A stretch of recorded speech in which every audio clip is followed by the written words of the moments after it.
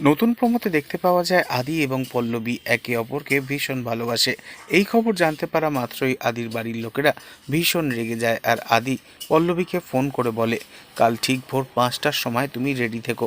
এরপরই দেখা যায় আদি ভোরের আলো ফুটে ওঠার আগে বাড়ির থেকে পাঁচিল টপকে বেরিয়ে যায় আর পল্লবীও নিজের বাড়ির থেকে বেরিয়ে পড়ে। এরপর রেল স্টেশনে ওদের দেখা হয়।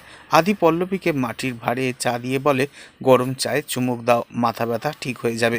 ট্রেনটা আসলেই আমরা ট্রেনে উঠে পড়বো আর তারপর দক্ষিণেশ্বরের মন্দিরে হবে আমাদের বিয়ে। আমার বন্ধুরা তো ওখানে সব বন্দোবস্ত করেই রেখেছে।